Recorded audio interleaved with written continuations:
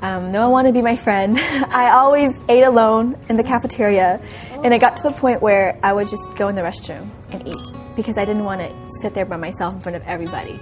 And so I would go in the restroom and... This must be.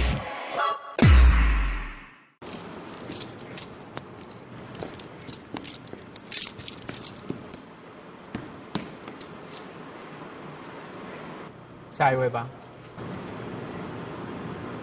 请再给我一次机会，我可以做得更好的。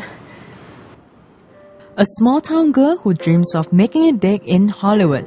That's not only the premise of Cindy Yan's music video 陷阱, but also the story of her life.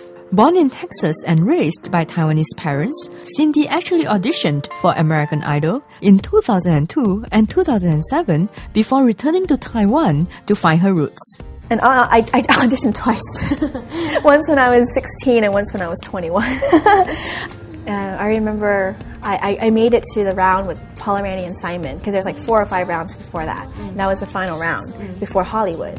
And I got so nervous that I didn't do well my first song. And they were like, okay. And I said, please give me one more chance for a second. I can sing it better. They're like, we already heard it once. We already know. We don't need a second chance. I'm like, come on, please. They're like, okay, fine. So I went for it. They still rejected me. But I mean, that's the story of my life. Same thing with this record company. When I first got back to Taiwan, everybody rejected me because they felt my music wasn't 娱乐性, 专业的娱乐性. Why did you decide to go back to Taiwan? You know, I've always been jealous of my friends that studied in Taiwan because I've always wanted to know what it's like to be the majority and not the minority. Growing up until high school, I knew that I was different from everybody and I knew that I wasn't as social.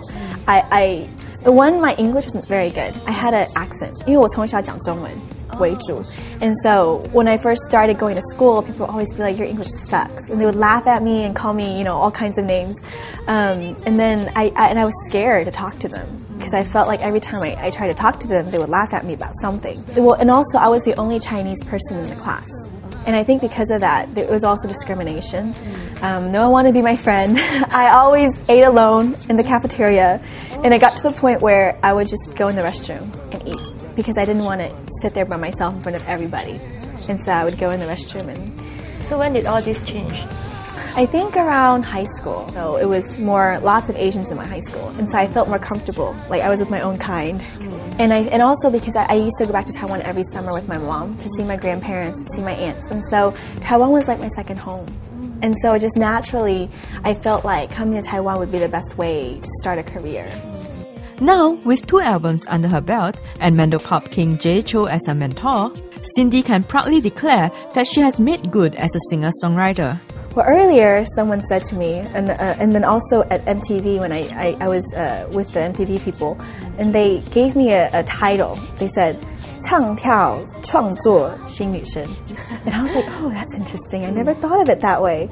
But I feel like maybe that's a great way to describe what I'm trying to do, is that I am a composer artist, but I also like to dance and sing, and I want to kind of put it all together.